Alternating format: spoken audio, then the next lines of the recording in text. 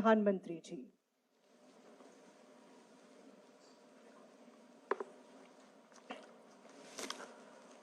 नमस्कार। राजस्थान के गवर्नर श्री कलराज मिश्र जी,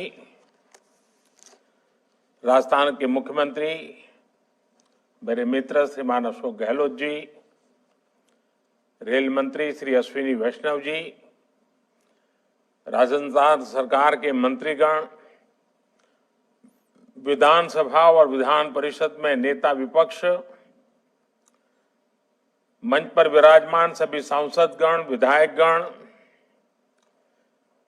अन्य सभी महानुभाव और राजस्थान के मेरे प्यारे भाइयों और बहनों, मां भारती की वंदना करने वाली राजस्थान की धरती को आज पहली वंदे भारत ट्रेन मिल रही है। दिल्ली, कैंट, अजमेर वंदे भारत एक्सप्रेस से जयपुर, दिल्ली आना जाना और आसान हो जाएगा। ये ट्रेन राजस्थान की टूरिज्म इंडस्ट्री को भी बहुत मदद करेगी। तीर्थराज पुष्कर हो या फिर अजमेर शरीफ, आस्था के ऐसे महत्वपूर्ण स्थलों तक पहुंचने में भी अब श्रद्धालुओं को ज्यादा आसानी होगी। भाइयों और बहनों, बीते 2 महीनों में ये 6ठी वंदे भारत एक्सप्रेस है जिसे हरी झंडी दिखाने का मुझे सौभाग्य मिला है। मुंबई सोलापुर वंदे भारत एक्सप्रेस, मुंबई शिरडी वंदे भारत एक्सप्रेस, रानी Kamlapati Hazrat Nizamuddin Vande Bharat express, Secunderabad Tirupati Vande Bharat express, Chennai Coimbatore Vande Bharat express और अब ये जयपुर दिल्ली वंदे भारत एक्सप्रेस आज शुरू हो रही है।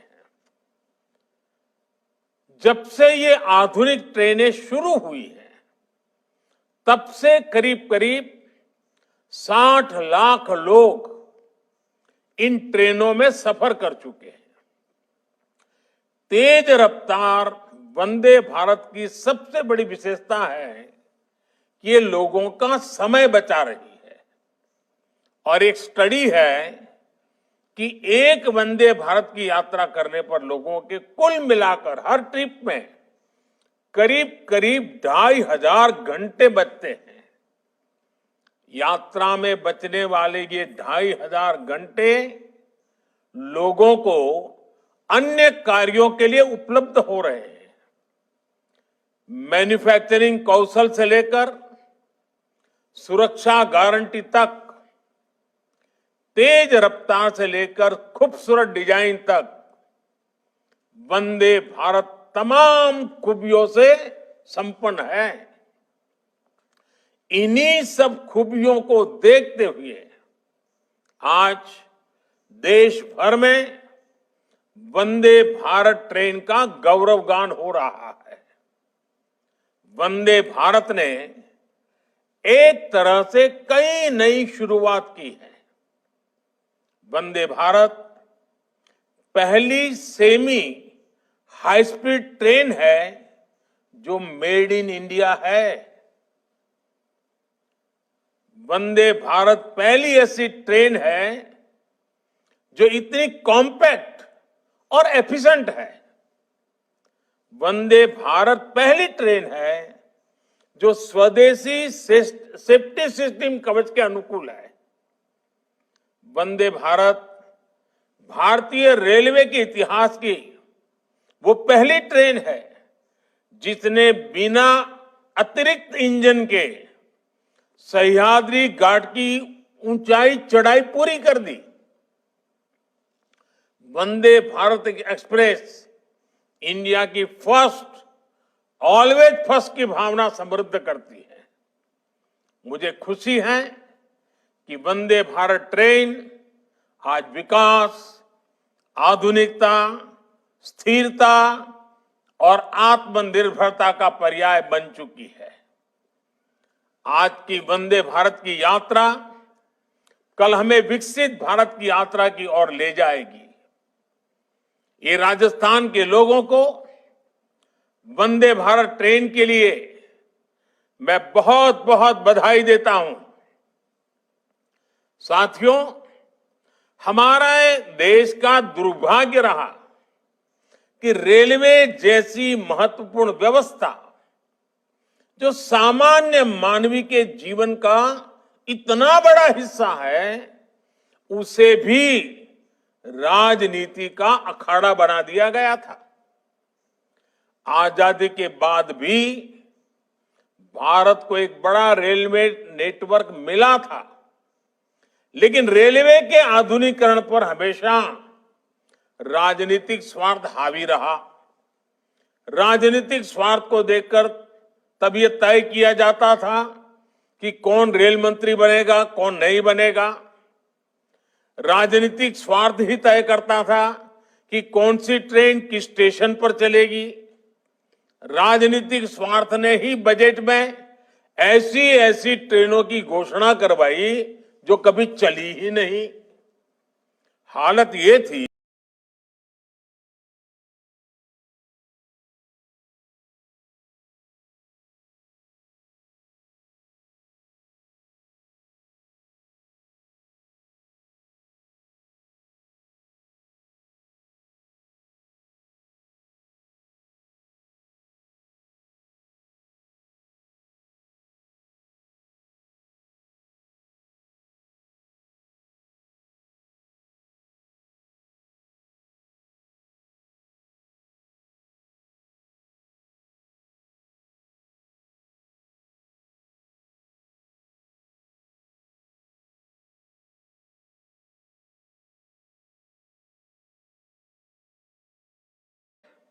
पूर्ण बहुमत वाली सरकार बनाई।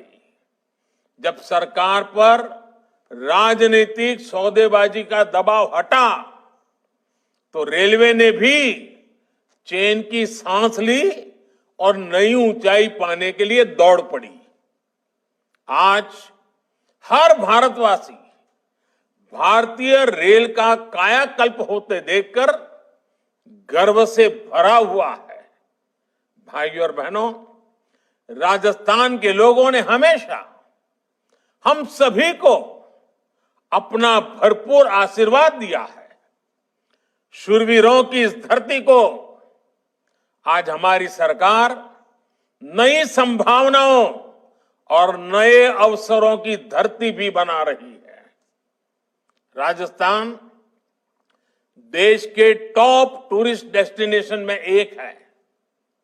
ये बहुत जरूरी है कि राजस्थान आने वाले सैलानियों का समय बचे, उन्हें ज्यादा से ज्यादा सुविधा मिले। इसमें बहुत बड़ी भूमिका कनेक्टिविटी की है। राजस्थान की कनेक्टिविटी को लेकर जो काम बीते वर्षों में केंद्र सरकार ने किया है, वह वाकई स्वीकार करना होगा, यह काम अभूतपूर्व हुआ है।